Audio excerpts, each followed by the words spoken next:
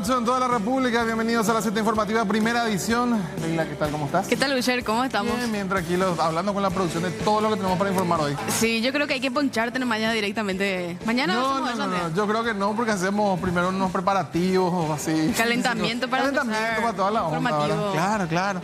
Este trabajo implica mente y cuerpo, así que tenemos que ponerle toda la onda. Hablando de calentamiento, el calor que hace afuera. Horrible. Vos lo viste mucho, de verdad. No, hermoso. Hermoso. Más de 40 grados fácil. Ese viento norte que te sopla en la cara. No, genial, es genial.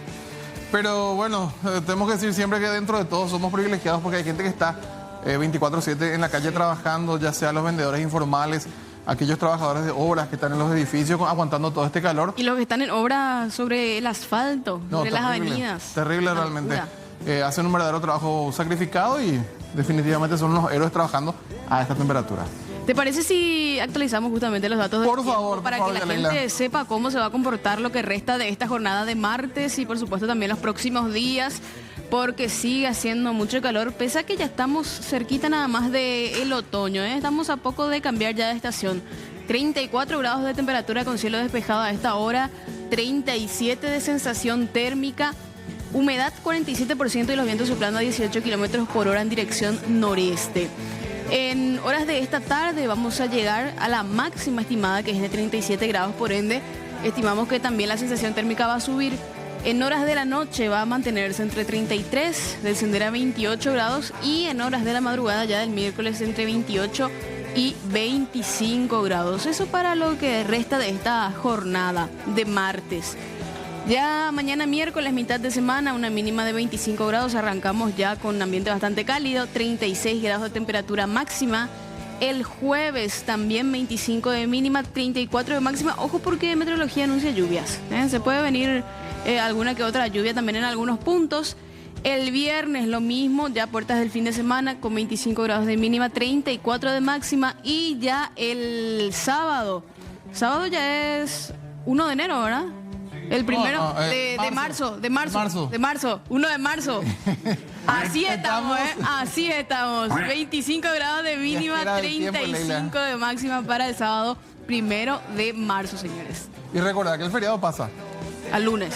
Bueno, y arrancamos con esta información que nos lleva hasta el sur del país, específicamente hasta Encarnación, al barrio San Isidro, donde un hombre fue baleado luego de una discusión y además de ser herido, también fue detenido por poseer orden de captura.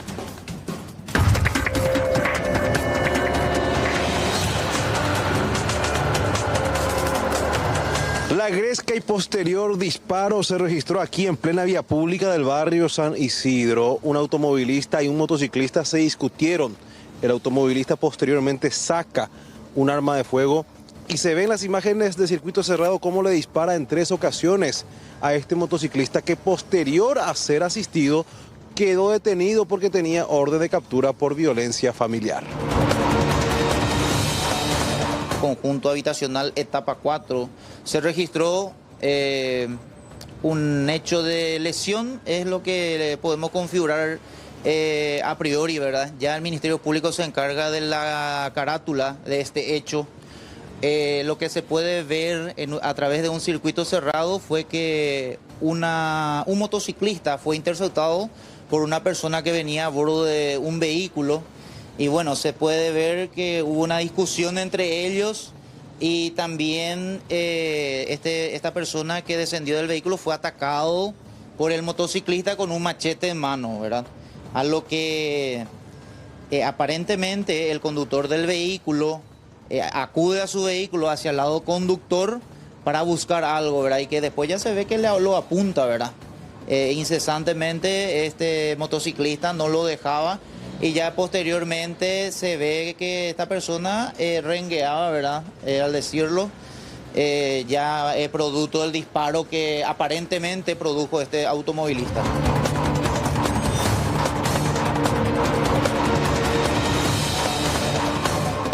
Este que fue herido, esta persona es conocido en nuestro ámbito, ya que en una oportunidad ya fue detenido por hecho de violencia familiar. Por tal hecho tiene antecedentes. Así también es sospechado de algún hecho de hurto, que tenemos algunas denuncias en contra de este sujeto.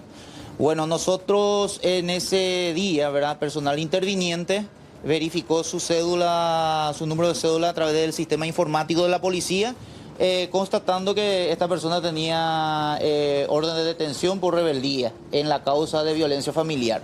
Esta persona herida se encuentra a cargo de la justicia en estos momentos, mientras que se busca al autor de estos disparos, que también sería de la misma zona.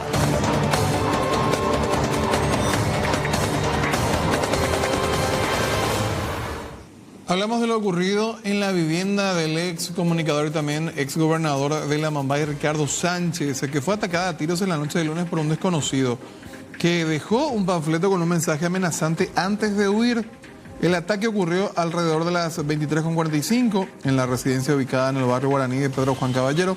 Según el comisario Ignacio Muñoz, director de la policía de Mambay, un sujeto solitario llegó frente a la vivienda y abrió fuego contra la fachada, dejando un total de 15 impactos de bala calibre 9 milímetros. Luego abandonó un panfleto dirigido a Ricardo Sánchez y su pareja Josefina Ortega Barbosa, en el que se leía la frase "caloteiros de Pedro Juan", que significa estafadores en portugués. Una información sobre el atentado constituido en el lugar conjuntamente con personal técnico. Una vez hemos podido corroborar que efectivamente hubo varios disparos que provenían de la calle en la entrada principal de la residencia, muralla peatonal, vehicular y la muralla en sí. Total de 15 impactos aproximadamente acusó todo lo que es la vivienda en sí.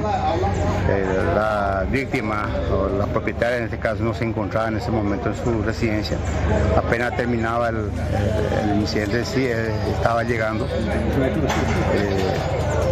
El autor, de acuerdo a algunos vecinos que aún se encontraba despierto, manifestaban de ser una persona de sexo masculino, a bordo de una motocicleta de color oscuro, tipo para dama. Estacionó enfrente de la vivienda y desde el lugar empezó a efectuar los disparos respectivos. ¿Un mensaje que quedó en el cartel? Pero hay un mensaje escrito que había dejado en el lugar, aparentemente una advertencia, amenaza para la dueña de casa, escrito en portugués, lo cual fue levantado por personal de criminalística también. Hay varios indicios relevantes que han levantado los técnicos del lugar in situ. Bueno, vamos a hablar de más de 200 kilos de droga que fueron incautados por la SENAT y así también el Ministerio Público, porque agentes especiales de la SENAT, en coordinación con la fiscal Norma Paredes, incautaron varios paquetes de cocaína en la cabina de un camión cisterna con matrícula boliviana, procedente del país vecino. El rodado fue interceptado en la zona de Río Verde, Chaco Paraguayo. Por disposición de la agente del Ministerio Público interviniente, el vehículo fue trasladado hasta la sede de la SENAT en Chacoí, donde se procedió a la extracción de 8 paquetes con peso total de 8 kilos 137 gramos de cocaína. Fue detenido el conductor del vehículo, Franz Luis Pérez Rivera, un ciudadano boliviano de 43 años, quien ya quedó a disposición también de la Fiscalía. En este caso hablamos de un total de 300 kilos de cocaína incautados en menos de 24 horas por agentes operativos de la SENAT, tanto en los departamentos del Alto Paraná como también en la zona del Chaco.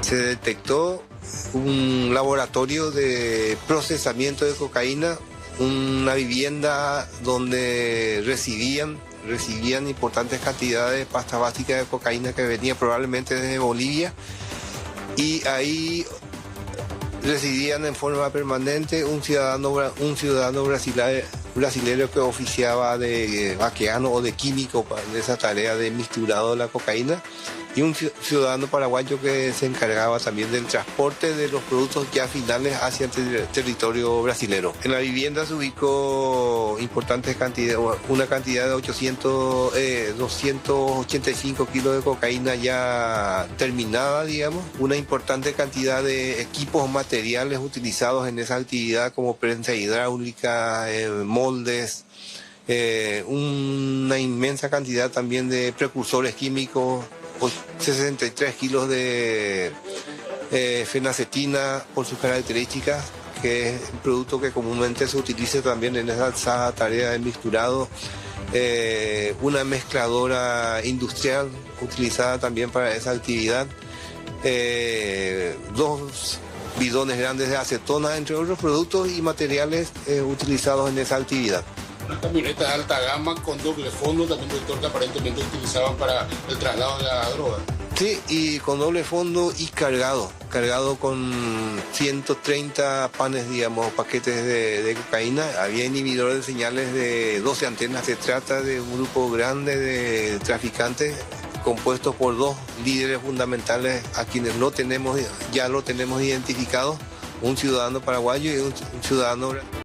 Bueno, y vamos a hablar de este tema que está realmente también llamando mucho la atención porque es en consecuencia de la muerte de un chiquito a raíz de la falta de unidad de terapia intensiva. Exactamente, inclusive un médico había denunciado una supuesta complicidad por parte de los servicios de ambulancia para con estos hospitales, pero vamos a conocer en detalle lo que va pasando. Primeramente vamos a compartir con ustedes un material.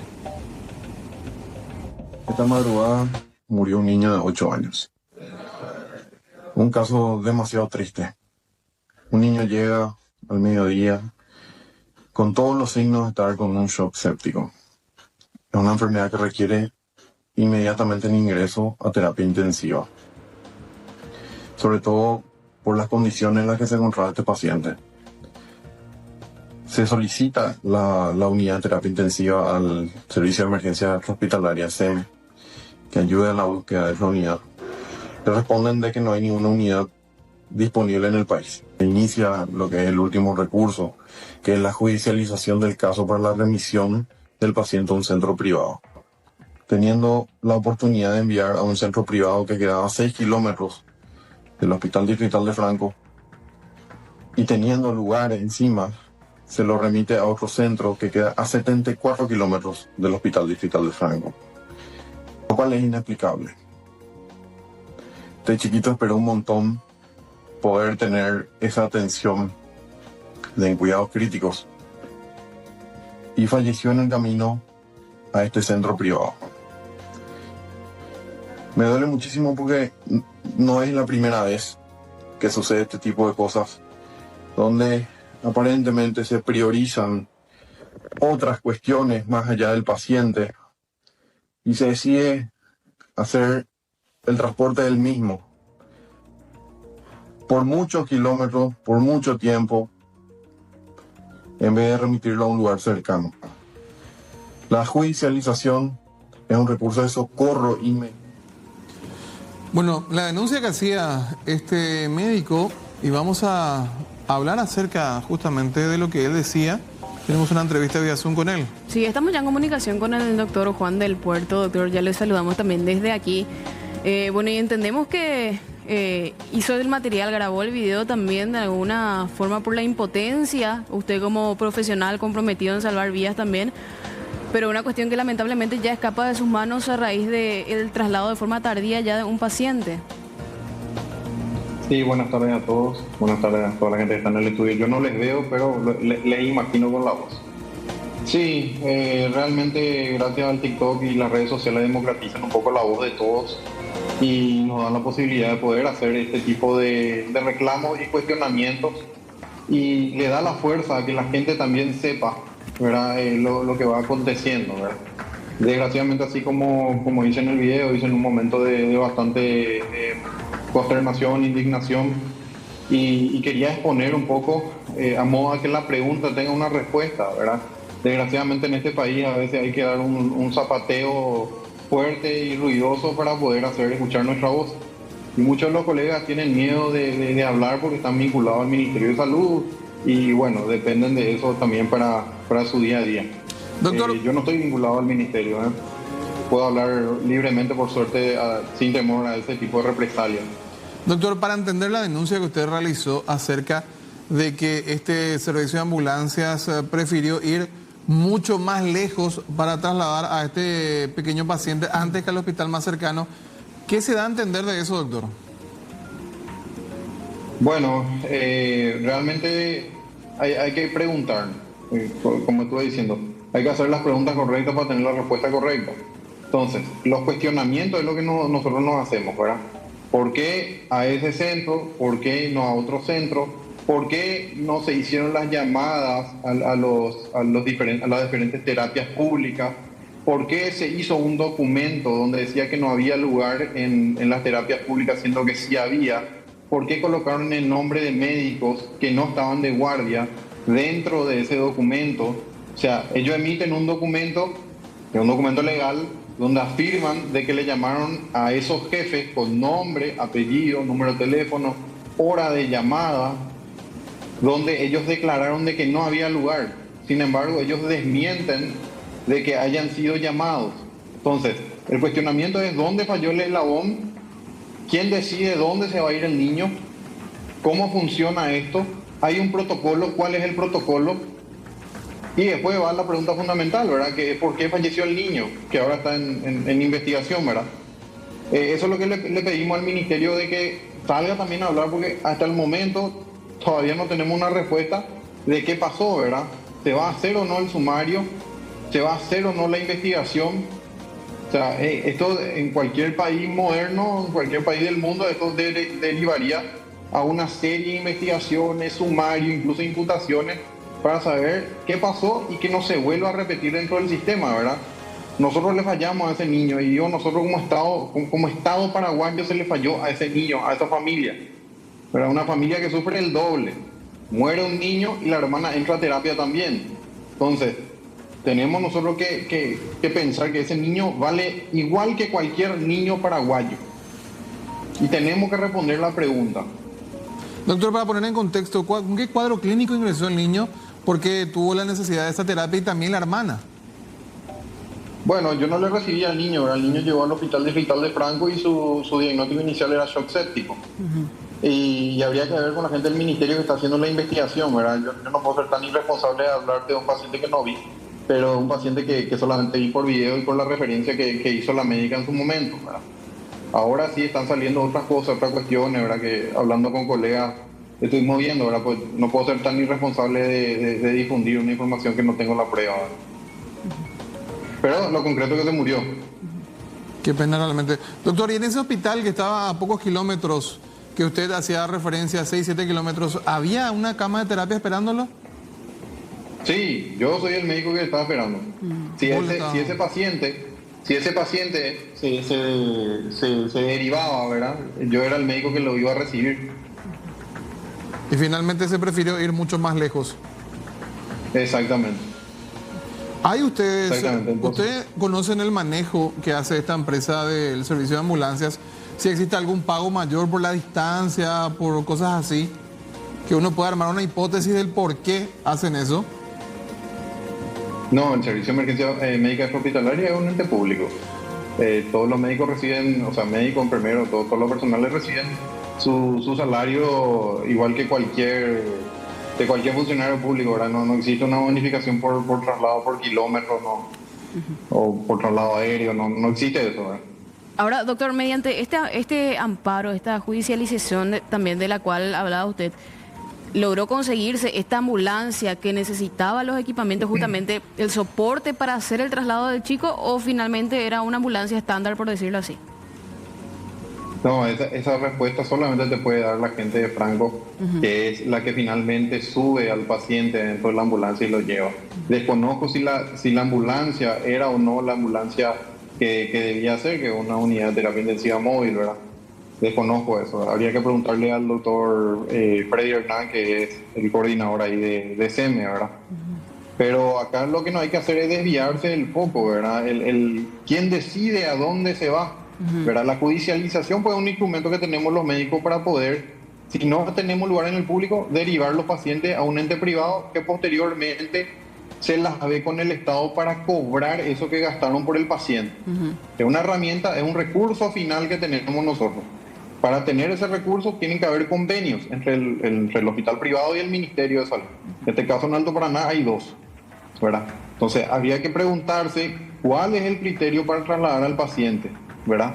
A qué lugar tiene que ir finalmente. Y lo otro es por qué se emite un documento diciendo que no hay camas, siendo que sí había. Pero ahí está lo grave de la situación, porque acordate que esa judicialización implica para el Estado paraguayo, puede implicar 300 millones, 400 millones, 500 millones de guaraníes, que es lo que finalmente el ente privado le va a cobrar al Ministerio de Salud. O sea, hay que hacer una investigación profunda para saber qué es lo que está aconteciendo, ¿verdad? Doctor, por último nada más, ¿cuántas camas de terapia intensiva usted tiene ahí en el hospital donde está y donde estaba esperando al chico? ¿Cuántas tiene disponible? Nosotros teníamos disponible 2, de los cuales uno ya estaba ocupado y el otro es la cama que estamos preparando nosotros. Una cama que podía haber sido ocupada entonces por este paciente de 8 años y de esa manera pudo haber salvado su vida, pero lamentablemente a raíz de el tiempo exagerado ya en la atención que precisaba este chico, terminó perdiendo la vida. Gracias, doctor, y gracias por ser una voz también para aquellos pacientes que urgen de atención inmediata y que muchas veces no son escuchados. Te agradezco a vos, le agradezco a los medios. Muchas veces no es mi voz, sino es la voz de mucha gente que se le muere un hijo, un papá, una mamá que quiere saber el por qué, ¿verdad? Entonces, vamos a cuestionarnos como profesionales, como paraguayos, empezar a preguntar cosas. Si empezamos a preguntar, vamos a tener respuestas. Muchas gracias. Gracias, doctor. Muy amable. El doctor Juan del Puerto. Sin salir del ámbito de la medicina, tenemos que decir que nuestro país se ha convertido en un foco realmente atractivo para estudiantes brasileños que vienen hasta nuestro país a estudiar medicina, Juan. Exactamente. ¿Cómo estás, Juan Carlos? ¿Qué tal, querido Juan? ¿Cómo te va? Bien, un gusto compartir acá en Primera Edición. Y para hablar de este tema muy interesante, porque decías, los estudiantes brasileños vienen a invadir prácticamente en el buen sentido, ¿verdad? Claro. Aportan mucho dinero, mueven cerca de 500 millones de dólares al año. Una cantidad importante entre pagar la cuota de la universidad, pagar alquiler, salen a divertirse, salen a comer. Bueno, el monto global se calcula en 500 millones de dólares. Ahora, el tema es, ¿cuál es la preparación que tienen ellos para cursar las carreras? En este caso, de medicina mayormente, ¿no? Porque estamos hablando de que si bien tenemos alguna similitud con el portugués, o entendible, en cuestiones técnicas hay que saber específicamente el idioma del país en donde uno va a estudiar. En este caso el español si venís a Paraguay. ¿Qué pasa en todos los países? Vos te vas a Taiwán, tenés que hablar el idioma de ellos. Totalmente. En Estados Unidos es lo mismo. Y así en diferentes lugares donde vayas justamente a tratar de aprender algún oficio. ¿Y qué va a pasar con ellos ahora, Juan? Bueno, se va a aplicar el examen de idiomas para los estudiantes extranjeros de todas las carreras, para que se pueda asegurar, bueno, que el estudiante que viene acá al territorio paraguayo tiene la capacidad de comprender. Es como si fuera que tenemos una beca, nos vamos a Estados Unidos, a Reino Unido, tenemos que rendir un examen de inglés antes. Exactamente, lo mismo pasa con los becados a Rusia, tienen un año de ruso antes de empezar a estudiar, porque evidentemente tienen que manejar el idioma. ¿Esto va a pasar a partir de cuándo? A partir de este año. Pero vamos a ver un poco cuáles son los videos que se difunden a través de redes sociales acerca de cuál es el parecer que tienen ellos y cuál es la dificultad que tienen a la hora de empezar a estudiar medicina. Vamos a ver los videos. Oi, meu nome é Ana Beatriz, eu tenho 20 anos, eu sou do Rio e eu vim fazer medicina no Paraguai. Meu nome é Natália, eu tenho 18 anos e eu sou de Pindamonhangaba. Eu vim fazer medicina aqui no Paraguai. Sou Maria Luísa, vim lá de Capão e tenho 17 anos. Oi, meu nome é Rebeca, eu tenho 20 anos e eu sou do Rio de Janeiro. Sou Cleiton, eu vim de Florianópolis, tenho 58 anos. Eu vim fazer medicina no Paraguai. Meu nome é Bruno, tenho 20 anos e sou de Alta Floresta, Mato Grosso. Meu nome é Tainara, eu tenho 17 anos e vim de Itapema. E eu vim fazer medicina no Paraguai. Meu nome é Isabela, tenho 21 anos, eu vim de Arraial da Ajuda, Bahia. E eu vim fazer medicina no Paraguai. Oi, meu nome é Ana Júlia, eu tenho 21 anos, eu vim de Goiânia, Goiás. Eu vim fazer medicina no Paraguay. Un espacio intercostal. Y ahí nosotros vamos contando hasta encontrar el cuarto espacio, enfrente. Lo que teníamos que hacer hoy, lo que es para completar, vamos a hacer la siguiente clase, ¿está bien? Hoy no pierden puntos si es que no vinieron, pero a partir de las próximas clases sí las ausencias les van a restar un punto de proceso. A mí siempre me dice, profe, hay que decirle a Pedro tiene muchas responsabilidades. Y háblale a tu delegado porque él necesita descansar más, relajarme más, se preocupa por todo. Bueno. Ahí están los videos, Usher, y lo que resulta un poco preocupante es que acá ellos difunden el parecer de cómo sería estudiar medicina en Paraguay con clases en español. Dice acá, ¿qué você achou? ¿Difícil o deu para entender? O sea, es difícil para vos entender, así son las clases. Este otro dice, aprovecha para ver si se entiende o no un aula de medicina en Paraguay. O sea, básicamente es como una queja de que les cuesta a ellos entender el idioma español, el que hablamos acá. Y evidentemente con esa imposibilidad, o al menos si les cuesta, deberían pensar 2 veces a la hora de seguir estudiando medicina en nuestro país, teniendo en cuenta que tienen que hablar y además ellos hacen esas pasantías en los hospitales públicos. Ahí está lo grave, porque finalmente mucha gente dice, bueno, igual no es un problema de Paraguay porque ellos egresan, van a Brasil a ejercer la profesión, pero igual las prácticas se hacen en hospitales paraguayos, muchos de Central, pero mayormente en los que están cerca de la frontera. Ahí es donde se tiene contacto y no hay un muy buen español. Lo que va a pasar a partir de este año, se va a aplicar este examen para ver cuál es el nivel de español que manejan estos extranjeros, no solamente los brasileños, cualquier persona del exterior cuya lengua materna no sea el español. ¿Qué pasa con aquellos que no pasan el examen? Bueno, va a quedar eso en el registro del RUE, ya queda a criterio de cada centro de estudio o de cada universidad adecuar eso, pedirle que pueda volver a rendir, pedirle que se prepare mejor para poder ser un alumno más dentro de la malla curricular del territorio paraguayo. O sea que va a ser una exigencia a partir de ahora entonces para los extranjeros que manejen el idioma español. Exactamente. Vamos a escuchar lo que señalaba respecto al viceministro de Educación Superior.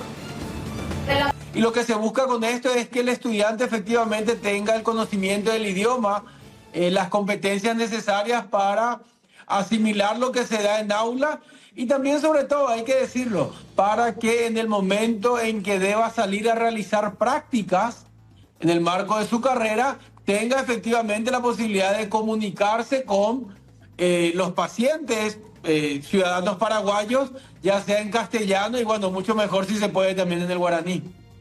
¿Esto se aplica solo a medicina o a todas las carreras? A todas las carreras donde el idioma en el que se curse, en este caso el castellano, no sea la lengua de origen, la lengua madre del estudiante.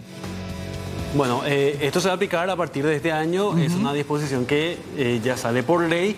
Ahora hay que ver si va a tener una incidencia en el mercado, porque ¿qué podría pasar? Muchas universidades podrían perder más que estudiantes clientes, porque es un negocio para muchos. Evidentemente hay muchas universidades de garage que presentan estas mallas curriculares de medicina para aquellos que vienen del extranjero, pero ellos finalmente van al Brasil, tienen que volver a rendir y a partir de allí ver si pueden o no ejercer la medicina en su país, porque casi ninguno queda acá. Nos quedamos atentos a qué va a pasar. Algunos terminan quedando ejerciendo la medicina en Paraguay, pero son muy pocos casos. Exactamente. Gracias, Juan.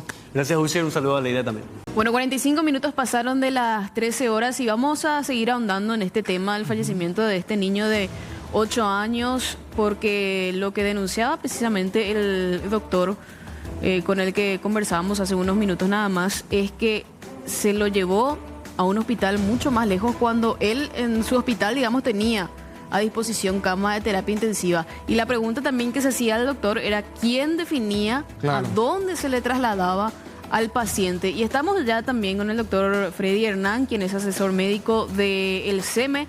El doctor, ya le saludamos también desde aquí, bueno, tratando de buscar un poco alguna explicación, conocer los detalles de cómo se hacen los traslados, de cómo se operó en el caso de este niño de 8 años allí en el Alto Paraná.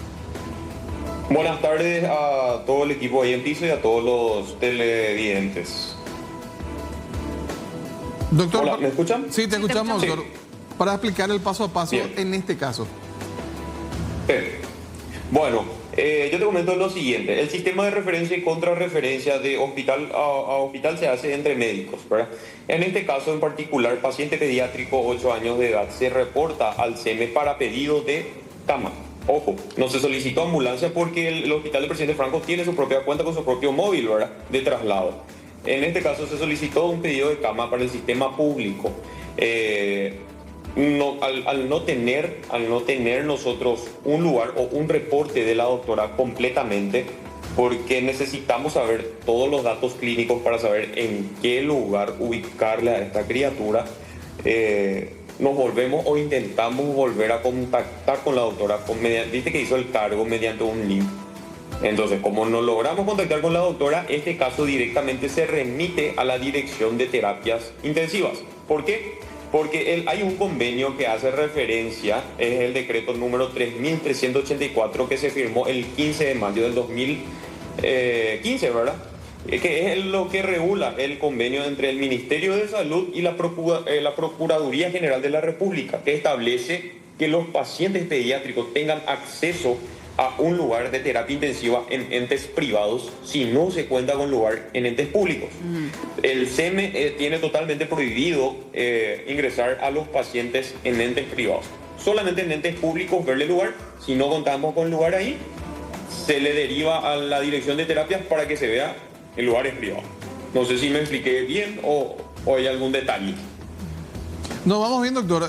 Simplemente para llegar hasta este punto, porque el doctor del Puerto hacía la denuncia de por qué se decidió llevarlo más lejos a este pequeño. Sí. Bueno, ahí es donde yo te vuelvo a recalcar y te repito. Nosotros solamente tenemos injerencia en entes públicos. El SEME tiene injerencia en entes públicos. Nosotros buscamos lugares acá por las zonas aledañas o zonas aledañas al hospital de referencia. Por ejemplo, en Presidente Franco. Si no hay lugar cerca, tenemos que traerlo hasta acá o viceversa. Si no hay lugar en el sistema público, se deriva directamente a la dirección de terapia para que ellos se hagan cargo de la ubicación en entes privados. En este caso, doctor, es SEME el que se encarga entonces de llevar a estos hospitales cercanos públicos en caso de haber disponibilidad.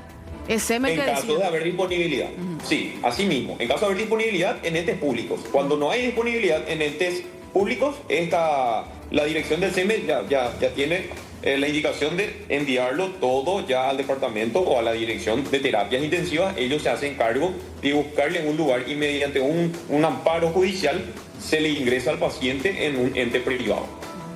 Y en este caso, doctor, ustedes tenían este hospital público, el que estaba a mayor distancia, como prioridad, como punto 1. No, ese es privado, es un privado, ambos son privados. El doctor que acabó de hablar está en LeBlanc, que es un ente privado. Él quería recibirlo ahí, pero creo que según tengo entendido, fue a otro ente privado. O sea, acá ya hablamos de entes privados, ya no tenía nada que ver con el SEME, el traslado. Pues como te digo, no se solicitó ambulancia al SEME, solamente se solicitó un lugar en terapia intensiva público. Como no contábamos con un lugar en un ente público, se derivó ya directamente el caso a terapia intensiva, a la dirección de terapia intensiva. Pero ambos lugares que están en disputa son privados, el LeBlanc y el otro sanatorio. Entonces ya la dirección de terapia intensiva es la que se encarga de trasladar al otro lugar, pero ya no con móvil del SEME, doctor. Ya no con el móvil, no, es más, como te digo, el hospital de Presidente Franco cuenta con su propio móvil. Lo que se encarga de hacer la dirección de terapia es ubicarle un lugar nada más y garantizar, ¿verdad?, mediante la niñez y la adolescencia, que ese pago se vaya a hacer, que se le deba de recibir bien al paciente, al chico, ¿verdad?, porque al no contar con seguro médico privado, sabemos el dineral que te va a costar. Entonces se encarga ya ahí netamente la dirección en conjunto de varios asesores jurídicos, etcétera, en garantizar que ese paciente entre en el sector privado mediante amparo judicial. Y bueno, doctor, entonces hay que hablar entonces con esta dirección para ver realmente qué fue lo que pasó. Porque finalmente fueron ellos los que definieron los que decidieron esto. Totalmente, y no ustedes. Totalmente. El SEME se encarga de buscarle el ente público al no tener nosotros más datos o ya no tener disponibilidad de cama en entes públicos, ya pasa a la dirección de terapia, así como ustedes ya están mencionando. Pero doctor, ¿hay actualmente ambulancias con equipamiento de terapia intensiva, digamos, disponibles? Totalmente. Tenemos más de 200 móviles a nivel país, de parte del SEME. Te hablo de parte del SEME. Tenemos más de 200 móviles a nivel país, distribuidos en centros reguladores por todo el país. Mira, Alto Paraná, Itapúa, tenemos varios. Simplemente, por último de mi parte, doctor, el tiempo de respuesta en el caso de este niño, en el que se solicita una cama de terapia habiendo 2 hospitales privados, ¿en cuánto tiempo tienen que responder desde la dirección para saber a dónde llevarlo? En el menor tiempo posible. Es muy ambigua la pregunta, pero comparando, incluso me atrevería a decir con colegas del Hospital Nacional de Itagua, del área de neonatología, me dijeron que la respuesta fue muy rápida para este pediátrico en particular. Pero el tiempo de respuesta siempre debe ser lo más rápido posible. Sería muy ambiguo darte un número exacto, porque eso depende de vuelta entre llamar por ejemplo, por darte un ejemplo, a llamarle a este médico en LeBlanc y preguntarle, mira, ¿tenés lugar? Me dice, no, bueno, busco con otro privado, o ver quiénes son los que trabajan o tienen convenio con el ministerio. Los privados que tengan convenio con el ministerio. Porque convengamos que también hay entes privados que si bien estaban trabajando con el ministerio, no estaban cobrando, ¿verdad? Pero porque así se maneja, en tanto tiempo cobran, ¿verdad? Pero ya no quieren recibir pacientes, etcétera, etcétera. Son situaciones que se dan día tras día en el sistema público. Bueno, doctor Freddy Hernán, muchas gracias por atendernos, también por los detalles y bueno, como explicarnos un poco también cómo viene la mano en torno al direccionamiento, al proceso que deben seguir a la hora de trasladar a un paciente de esta gravedad. Totalmente, les agradezco muchísimo el espacio y quiero recalcar y sobresaltar también lo que dijo el doctor. El sistema de emergencia médica extrahospitalaria SEME es totalmente gratuito para el servicio al público en general, ya sea traslado vía terrestre o traslado vía aérea, porque hacemos los traslados vía aérea. Gracias, doctor, muy amable. Un abrazo, chao, chao. Vamos a hablar de lo ocurrido en la zona de la avenida Cacique Lambaré, en donde un joven playero fue víctima de malvivientes que se hicieron pasar por clientes para luego intentar perjudicarlo. La historia cambió cuando la víctima reaccionó. Vean en el siguiente material de qué manera.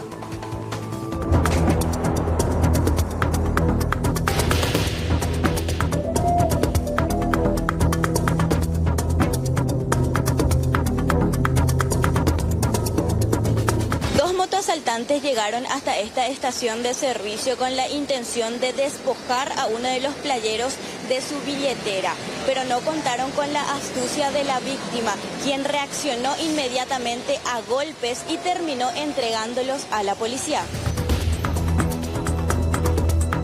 Me pidieron que le cargue combustible y el que estaba manejando me pasa la plata para que yo le voltee.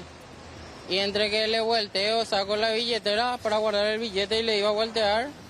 Y ahí el que estaba atrás, el acompañante, el que tenía casco, agarra y tira de mí la billetera. Y entre que ahí forcejeamos, en un descuido, yo suelto, o sea, la verdad que suelto la billetera. Cuando suelto la billetera, él agarra y me voy para enfrente y se caen los dos. Y le agarro el cuello, primero le pego 2 veces por ahí, por el cuello, y después le agarro el cuello. Y una vez que le agarró el cuello, justo habían clientes que habían llegado recién y eran como 6, 7 personas. De los cuales yo agarré y grité que se me iba a robar. Y ahí los tipos vinieron y al que yo le agarré del cuello ya, una vez que le agarré el cuello no salió más, ya historia ya era.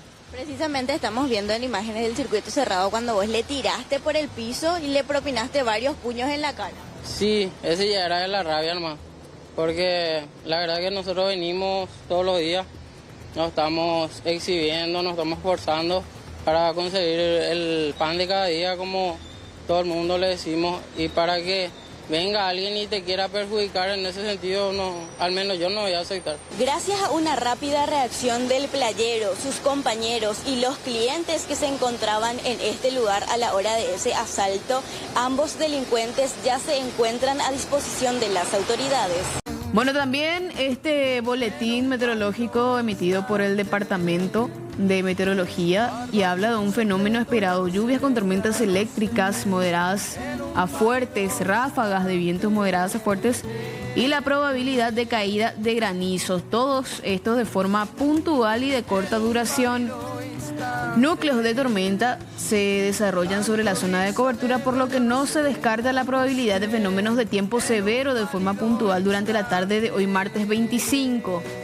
Y atención a la zona de cobertura norte y este de la región oriental y este de la occidental.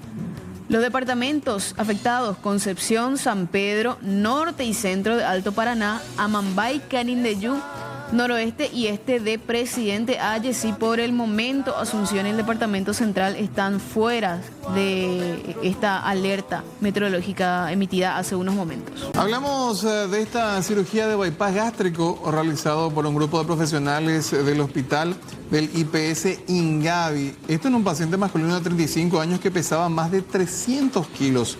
El doctor Khalil Hamdan, médico cirujano, relató que el paciente inicialmente no podía salir de su hogar, dependía de oxígeno y se cansaba fácilmente debido a su obesidad y patologías asociadas. La cirugía se realizó sin ningún inconveniente y al segundo día de la intervención fue dado de alta, quien ya se encuentra en su casa recuperándose.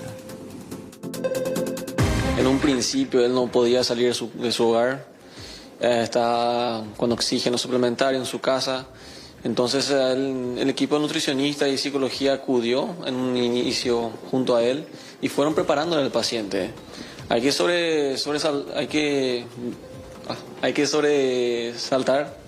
resaltar que el paciente bajó mucho de peso en su hogar también, siguió el programa, luego fue recobrando más fuerzas, mejoró su estado clínico, ya pudo acudir al hospital, inclusive le internamos para completar los estudios necesarios.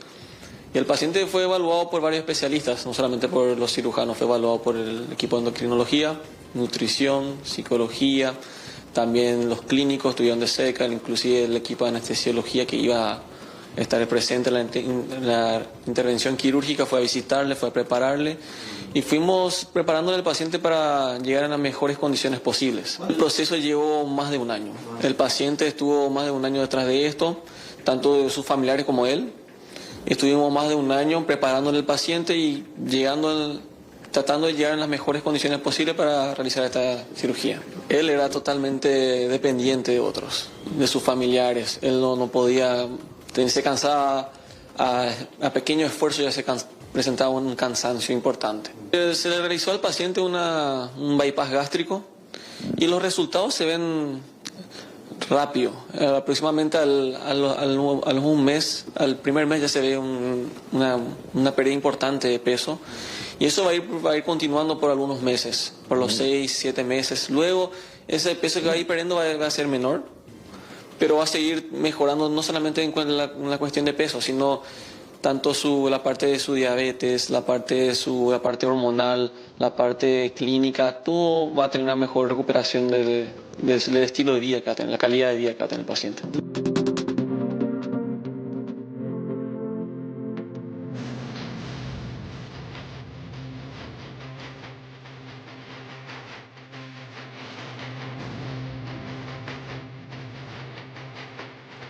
Bueno, y comenzaron las clases en las instituciones educativas del país y por supuesto hay chicos que están yendo por primera vez, empezando por primera vez esta etapa y la adaptación escolar es el proceso por el cual el niño se familiariza con su nuevo entorno escolar y allí establece vínculos con sus compañeros, docentes, comienza a desenvolverse de manera autónoma en ese nuevo ambiente.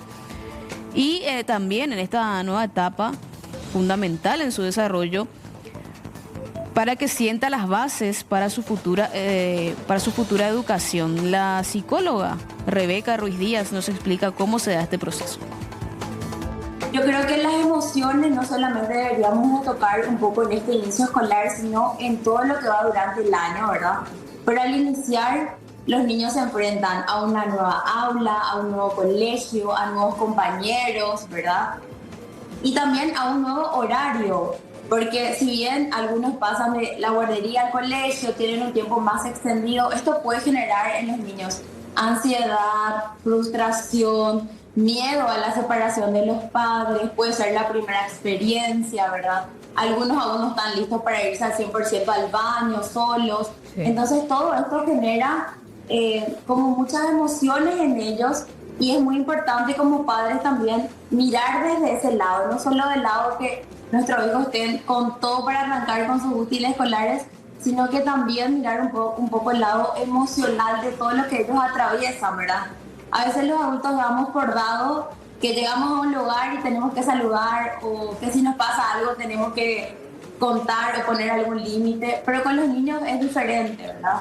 Entonces yo creo que es importante que desde casa anticipemos, ¿verdad? Que van a ir al cole, anticipemos para que no sea como algo de golpe, que haya anticipación, que la rutina también sea previamente trabajada, ¿verdad?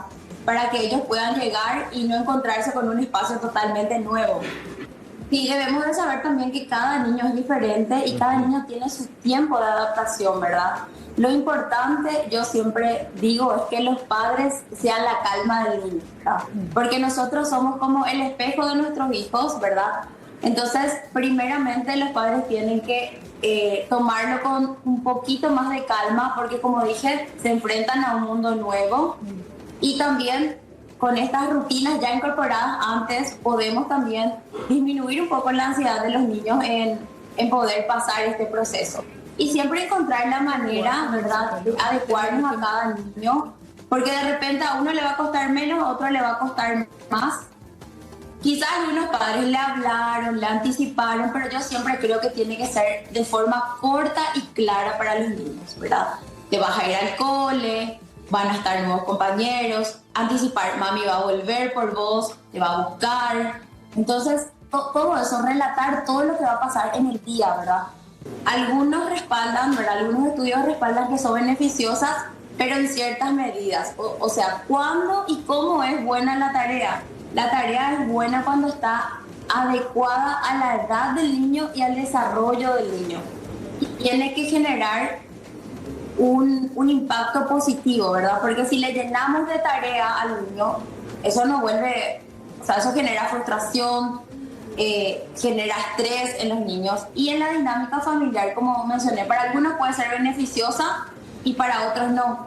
Ahora, lo más importante, ¿cómo encontramos un equilibrio en las tareas? Porque sabemos que cada colegio tiene su sistema, ¿verdad?, de manejarse. Algunos tienen doble escolaridad y ya no llevan tareas, otros llevan más tareas y están menos tiempo en el colegio. Yo creo que las tareas deben ser dadas, pero en una medida muy justa, porque también eso genera un sentido de responsabilidad en los niños, ¿verdad? Como a nivel educativo es como que el sistema tiene que estar bien estandarizado para lo que son las tareas y no sobrecargar como de repente pasa, ¿verdad? Que le sobrecargan. Entonces, lo ideal para mí como persona y conforme a todo lo que es la conducta, es beneficioso que ellos lleven una tarea siempre y cuando esa tarea cumpla un propósito y esté adaptada a la edad y al desarrollo del niño. Bueno, y nos vamos hasta la ciudad de Itagua para hablar acerca del actuar de estos delincuentes, quienes llegaron armados y asaltaron un local de apuestas clandestinas en esta ciudad. Los delincuentes llegaron a bordo de un auto de color beige y con armas largas, como ustedes pueden ver en estas imágenes de circuito cerrado, y así también con el rostro cubierto, con capuchas, con tapabocas. Obligaron a los empleados y también a los clientes a tirarse al suelo y permanecer boca abajo.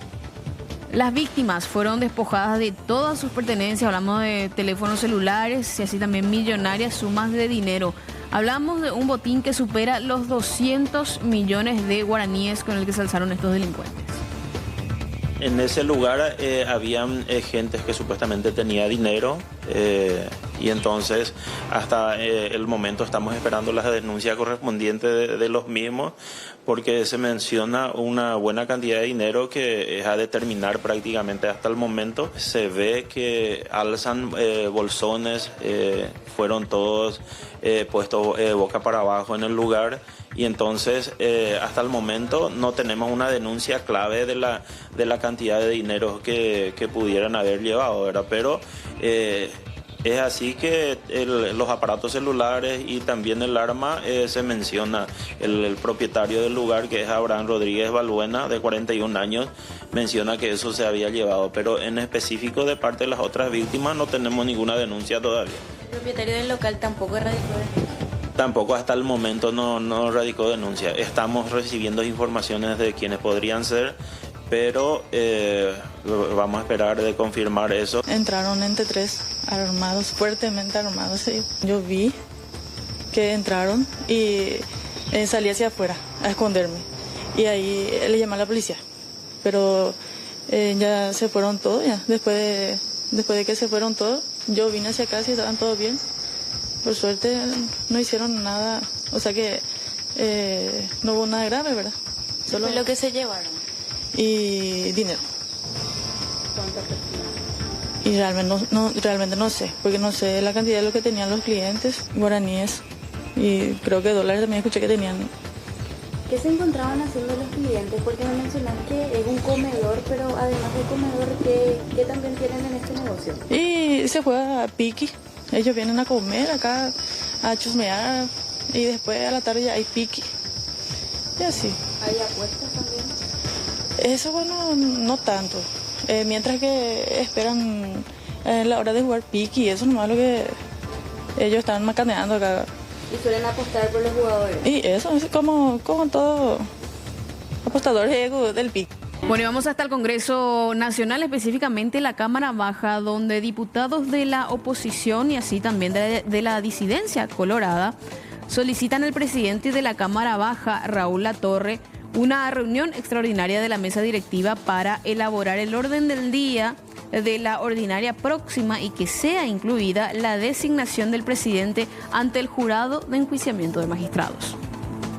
La intención un poco, y lo que venimos hablando con colegas de los distintos partidos, la disidencia de la ANR, representantes también del Partido Liberal y también los representantes del Tercer Espacio, es la necesidad de poder construir un consenso de tal manera a abordar esta crisis que bueno trajo, que estamos viendo con respecto a los chats y con respecto a lo que fue el caso puntualmente del ya ex colega Orlando Areva. ¿Qué han propuesto ahora a la presidencia de diputados? Que se convoque a una sesión extraordinaria, a una reunión extraordinaria de mesa directiva para el día de mañana, hablemos de los puntos del orden del día y también de cómo vamos a encarar esta crisis. Y creemos que el primer paso para demostrar de que realmente estamos dispuestos a encarar esta crisis de manera madura, de manera acorde a lo que exige este contexto, es que podamos sentarnos y decir, bueno, llegamos a un acuerdo de quién va a ser el representante. Un representante que tenga honorabilidad, un representante que sea producto, como ya dije, de ese consenso, y un representante que también tenga experiencia, y parece obvio lo que voy a decir, pero igual hay que decirlo, y que tenga una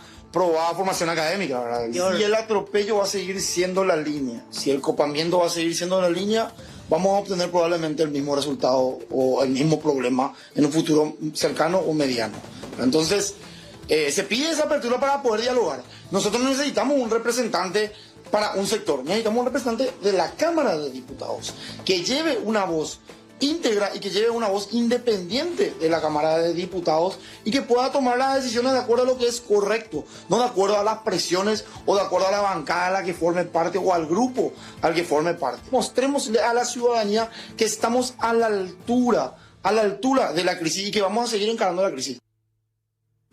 Y en el barrio San Pablo de nuestra capital, un hombre fue detenido luego de haber sido denunciado por realizar supuestamente disparos en la vía pública. El hecho se registró tras un roce con un motociclista sobre la calle Paso de Patria.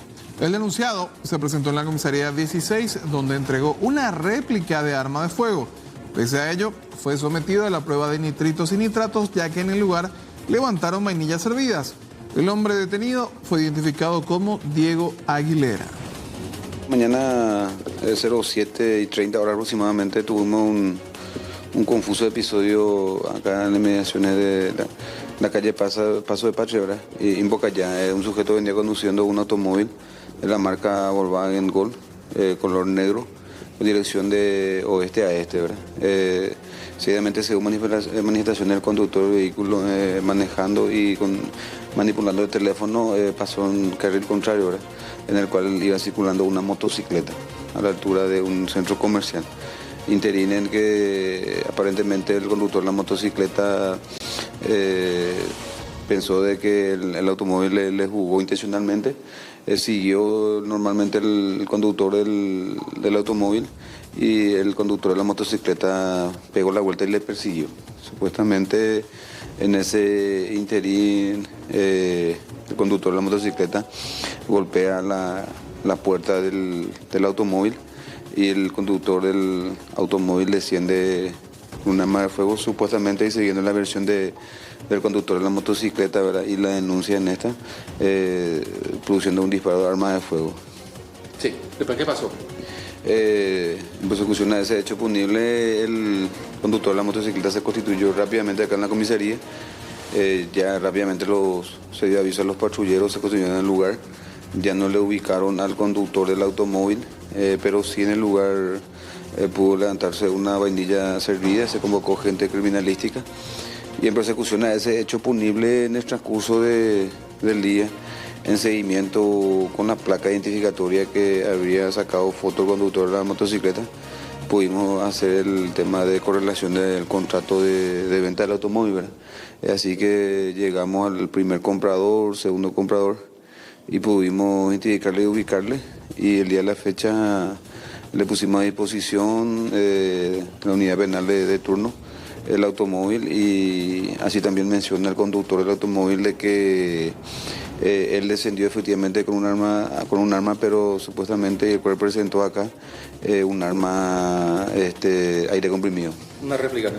Una réplica. Bueno, y tenemos que hablar de los cuidacoches porque la Dirección de Vigilancia y Policía Nacional continúa con los operativos de despeje de los cuidacoches de los alrededores del microcentro. Y en esta ocasión tenemos que hablar de la detención de una persona. No hay que darle tregua a esto. En el marco de la lucha y el combate contra los cuidacoches en Asunción, la Policía Nacional y la Policía Municipal continúan realizando un patrullaje y recorrido preventivo para evitar que los cuidacoches vuelvan a trabajar en la ciudad.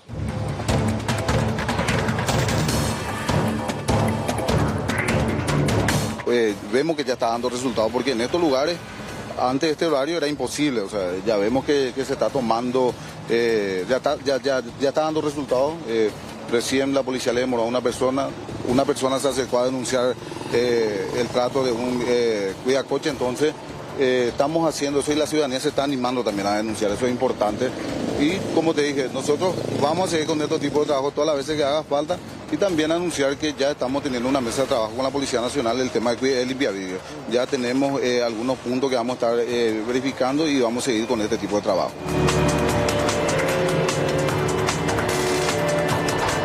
En este horario ya ellos reservaban todo este espacio atendiendo la cantidad de gente que viene a trabajar. A las 7 ya la gente tiene que entrar en su trabajo, entonces ellos ya ocupaban desde temprana hora. El operativo Cuidacoches sigue dando mucho que hablar. Hoy en este recorrido no se pudo ver prácticamente a ninguna persona trabajando como cuidacoche. La gente de la Municipalidad de Asunción cataloga esto como todo un éxito. Y en horas de la noche y madrugada, nuestro compañero Dani encontró una historia en la zona del Bañado Sur en donde Daisy Reyes denunciaba a su propio hermano por violencia. Inclusive esta mañana ya se presentó ante el Ministerio Público para realizar la denuncia formal y también exhibir las heridas que había recibido. Nuestro compañero Raúl se encuentra otra vez en la zona del Bañado Sur para hablar acerca de la otra campana, escuchar lo que dice la familia del hermano. Raúl, ¿qué tal? ¿Cómo estás? Buenas tardes. ¿Qué tal? Buenas tardes, Juan Carlos. Saludos para vos y a todos los televidentes. Sí, vamos a hablar con la persona sindicada como supuestamente responsable de esta agresión y además presentan un video de circuito cerrado para mostrar cómo fue que sucedió verdaderamente. Y estamos aquí con Rodrigo para que nos pueda hablar acerca de esta situación que le tocó pasar. Rodrigo, ¿cómo te va? ¿Qué tal? Buenas tardes, señor. Bueno, ya escuchaste todo lo que dijo tu hermana, te acusó de haberla violentado. Sí. ¿Qué tenés que decir? En primer lugar, yo cuento en mi casa con circuito cerrado y ellos estando conscientemente de que mi señora esposa tuvo su bebé hace 3 días, no pensaban ni en mi familia ni en mi bebé. Ella tiene una cirugía de 15 puntos en la panza y cobardemente, ellos, como te digo y te vuelvo a repetir, conscientemente estaba que ella tenía una herida de 15 puntos de la cesárea, ¿entendés? Y le atropellaron, le tiraron en el suelo, le intentaron, casi le mataron a ella. Yo no estaba, yo me estaba duchando acá en mi ducha, en mi pieza. Y yo escuché el ruido de mis hijos que estaban gritando, yo salí, casi desnudo salí, yo se ve en el video ahí claramente sin remera. Ahí está mi señora allá por el tejido, ya hay mi hermana ahí rebollándole. Ella inconscientemente, yo, ¿qué tuve que hacer? Como padre y como esposo, lógicamente tenía que defenderle a ella. Me fui, entré, en vez de la encontré a ella, me ensangrentaba con su herida ahí. Le tiré a mi hermana, en el circuito se ve perfectamente que nos empujamos. Y la señora Bárbara Pérez burlándose, ella con su cámara ahí grabando todo, en vez de que ella como mujer entre en el medio a separar o decirle a Nina, ya tengo gente, porque somos todos parientes acá, lastimosamente. La otra boluda agarra tranquilamente grabando, ella los problemas, viviendo y coleando como todo, gente mala, añaya, gente vaya, eso, ¿verdad? ¿Cómo se dice? Y actuaban cobardemente contra mi señora y que Dios le perdone porque yo no le voy a perdonar. ¿Me entendés? Ella se puede hacer la denuncia supuestamente que vos fuiste el que le agredió a ella, pero ustedes presentaron ya este circuito cerrado. Yo presenté el circuito cerrado, diagnóstico, hicimos como corresponde los trámites correspondientes, ¿me entendés? Ya hablé con mi abogado también y estamos esperando respuesta de la fiscalía. ¿Cuál es el inconveniente? ¿Por qué sucedió todo esto? Y en realidad que se quiso hacer la sinvergüencita. ¿Me entendés? Ella, por ejemplo, se quedó en la calle. Yo, como el drogadito que ella hice, yo al drogadito le recogí en mi casa, yo al drogadito le di para su techo. ¿Me entendés? Y me pasa así. ¿Y qué quiso hacer? ¿Por qué esa pelea? Supuestamente que quería llevar ladrillos. Ella le entró a robar a mi cuñado, que es el señor Axel González, que es el hermano de mi señora. Él discutiendo porque le debía de plata a él. Ella sin que él no esté en la casa, ya entraron ellos como si nada, sacar los ladrillos de la casa ajena, a robar. Y ahí fue que mi señora se fue a reclamarle nomás. ¿Por qué son así? ¿Por qué no le pagan nomás a su albañil y que termine el problema? Vamos, vaya pues, güey, sabiendo bien que ella está indefensa, con una cirugía como te expliqué. O pues gracias a mi core, entre dos. Un vaca cerramos y un botillo. Imagínate con una herida de 15 puntos, tener una cesárea hace 3 días. ¿Y usted para poder defender? Y yo, totalmente volado, digamos, me tiré hacia ahí y le dije a mi señora allá ahí por el tejido encima del escombro. ¿Qué tengo que hacer? Vos poniéndote en mi lugar, ¿qué va a hacer? Mi cuata, ¿qué voy a hacer poniéndote en mi lugar? Vaya, defendemos andando en vida, cuando tu madre donde hay cuadra conscientemente una tiene herida ave enorme, de que tu madre ya soy ahí que no, bebé. Recientemente parió. Hace 3 días que está mi bebé. 3 días tiene mi bebé. Y esto son cosas de cobarde. Wow, gente cobarde y malagradecida ya de porque en mi mamá me dice Juana, ahora sí soy chero, pues será drogadito y se la mala la película. A mí me maite con su, a con macho para hacer y malagradecido, a la gente le malagradecida legalmente porque la pequeña no. ¿Es tu propia hermana? Sí, hermana y lastimosamente su hermana. ¿Entendés? Y ahora gracias a mí tiene una casita, tiene un terreno donde vivir. A con macho para hacer y me ya puede hacer menos. Está bien que mi señora no tenga una herida, que no tenga que esté bien preparada como para poder pelearse, por lo menos defenderse. Pero ellos pues se dieron cuenta que ya está indefensa con una cirugía así. Pero ahora yo con mi abogado ya hice, como te digo, mi denuncia correspondiente y que Dios le perdone, pues yo no le iba a perdonar, ¿entendés? Porque ahí tiró ya papá y ya podía ser legalmente, no corresponde lo que ella hizo legalmente como hermano y como pariente, ¿verdad?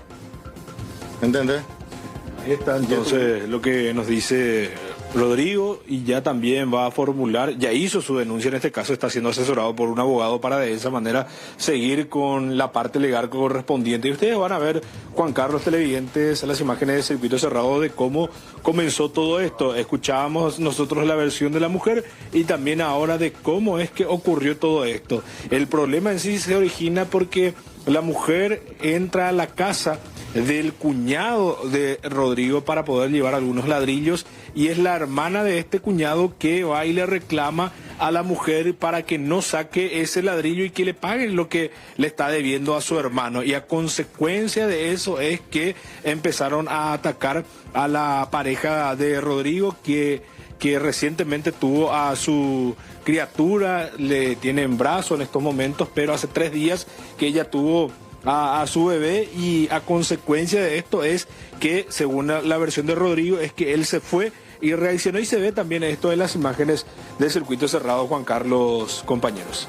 Exactamente, Raúl, estamos compartiendo justamente esas imágenes con la teleaudiencia, en donde se ve esta pelea entre los familiares, lamentablemente. Se da entre 2 hermanos, la mujer que hizo la denuncia, ahora el hermano también ya hizo lo propio. Lo triste es que es una familia que queda dividida y también la posibilidad de que esto pueda repetirse en un futuro encontronazo. Le vamos a hacer un poco la consulta a Rodrigo. ¿Cómo crees que va a seguir todo esto? Porque tu hermana también tiene una reacción fuerte. ¿Cómo esperas que se dirima todo esto? Y en realidad yo dejo todo en la mano de Dios, legalmente. Ella es mi hermana. Y ahí tiró ya pues ella, ¿entendés? Porque seguramente ella no va a quedarse tranquila. Ella no va a quedarse tranquila, pero le va a pesar su conciencia a la larga. Porque siente la teoría con ese, ¿entendés? Siente la con ese, por otro. ¿Cómo podrían llegar a un acuerdo, si viene a pedirte perdón, si viene a acercarse a querer hablar tranquilamente, o no hay posibilidad de eso? Y en realidad, como yo soy un tipo de buen corazón, yo también le perdono a ella. Pero les van a matar a mi señora, ¿sí? intento de homicidio entre tentativa de homicidio y algo más, ya es la gravedad que ellos hicieron, ¿me entendés? Porque ellos estaban conscientemente que ella tuvo recién su bebé. ¿Cómo van a hacer eso? Rodrigo, pero si ella viene con intenciones de querer hacer las paces. Y le voy a perdonar, pero muy burriendo, güey. O para tomarla y poner un brazo que para ser hermana, no, vamos a ver. Si ella ya por más ir a ver ya ayuda para el tema, se la ayudará. Ahora ya le conozco a mi hermana cómo me está pagando ahora. Entonces, como digo, yo soy un tipo de buen corazón, ¿entendés? Y gracias a Dios estoy bien en la vida, hay coponar, hay cosas familia mía, tranquilo, pa.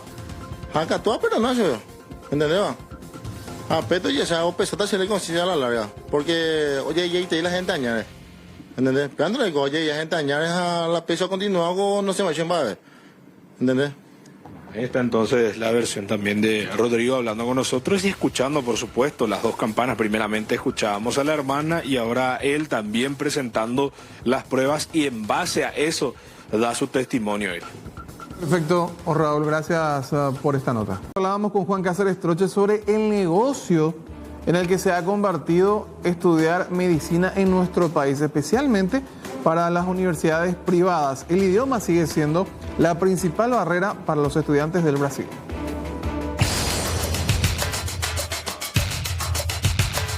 Oi, meu nome é Ana Beatriz, eu tenho 20 anos, eu sou do Rio e eu vim fazer medicina no Paraguai. Meu nome é Natália, eu tenho 18 anos e eu sou de Pindamonhangaba. Eu vim fazer medicina aqui no Paraguai. Sou Maria Luísa, vim lá de Capão e tenho 17 anos. Oi, meu nome é Rebeca, eu tenho 20 anos e eu sou do Rio de Janeiro. Sou Cleiton, eu vim de Florianópolis, tenho 58 anos. Eu vim fazer medicina no Paraguai. Meu nome é Bruno, tenho 20 anos e sou de Alta Floresta, Mato Grosso. Meu nome é Tainara, eu tenho 17 anos e vim de Itapema. E eu vim fazer medicina no Paraguai. Meu nome é Isabela, tenho 21 anos, eu vim de Arraial da Ajuda, Bahia. E eu vim fazer medicina no Paraguay.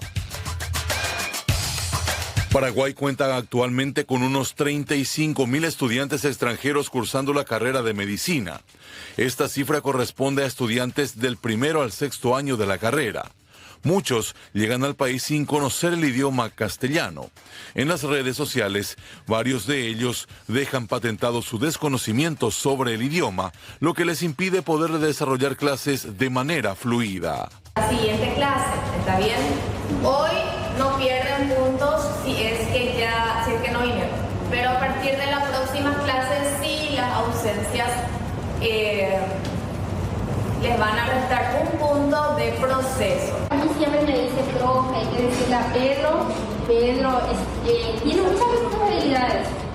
En noviembre del año pasado, el Consejo Nacional de Educación Superior anunció que los extranjeros cuya lengua materna no sea el castellano deberán aprobar un examen para validar su conocimiento del idioma como norma innegociable para así cursar clases y registrar títulos en Paraguay. La normativa rige para el Registro Único del Estudiante RUE. El Instituto Superior de Lenguas de la Facultad de Filosofía será el encargado de administrar las pruebas.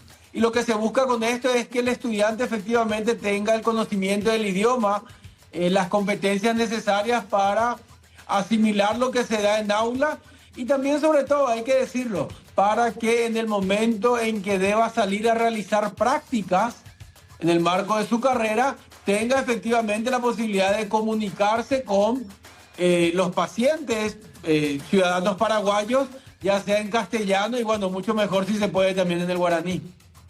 ¿Esto se aplica solo a medicina o a todas las carreras?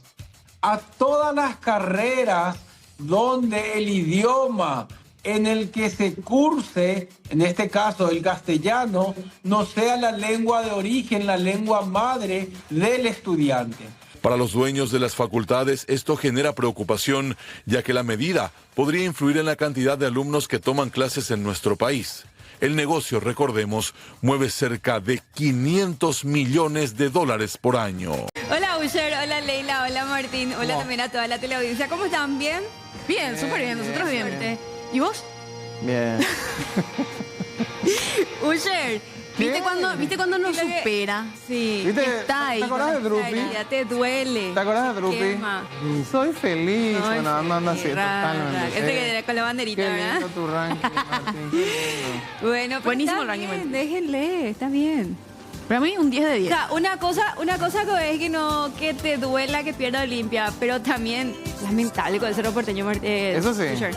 Sí, no, o sea, podemos que pedir luego demasiado. con los que esperabas, No podemos ¿entendés? pedir demasiado. Esperé hasta el 1-1 de Leila, ¿te acuerdas? Y ahí hablamos otra vez de la racha, ¿verdad? Sí. Son 3 años. La mala racha, por 11 cierto, partidos, de hace 3 tanto años. tiempo. Pero bueno. Bueno, ¿cómo están? ¿Bien? Bien, Qué súper suerte. bien. Tarde calurosa. Mucho Totalmente. Ya vi que hay un allanamiento en puerta. Raúl está ahí, enseguida ya nos va a contar de eso. Y rapidito les cuento. El Papa Francisco que sigue internado, ¿sí? Que dentro de lo crítico que es su salud tiene una leve mejoría según lo último que se sabe. Y también el día de hoy dice que aprobó la canonización del que podría o del que va a ser el primer santo venezolano. Hablamos de José Hernández, se lo conocía, dice, como el médico de los pobres. Y dentro de todo lo que está viviendo él con el tema de su salud, hoy hizo la firma y se aprobó la canonización de este venezolano. Estaba escuchando justamente en radio sobre el comunicado de prensa del Vaticano, hablando un poco sobre la salud del Papa y paralelamente las actividades que él sigue llevando adelante, pese a estar en esa situación tan crítica, ¿verdad? Evidentemente no para. planifica su renuncia a... Y por lo visto que no. Cargo. Por lo visto que no. Que sigue ejecutando. Sigue trabajando. Tiene una renuncia, de hecho, escrita que él presentó Que el ya día, presentó hace rato. en el 2013, justamente cuando él era designado sumo pontífice. Él ya escribió su carta de renuncia precisamente para que sea utilizada, por decirlo así, Cualquier cosa. o puesta en marcha en el momento en que él decida o los médicos decían que su salud física ya no dé. Pero hasta el momento él continúa. En eso se asemeja a Juan Pablo II, que hasta lo último él... Sí, exactamente. Perfecto. Bueno. ¿Debe decir más hoy en Tarde Noticias? Sí, señor, así será. ¿Será hasta mañana? Dale. Chao, chao.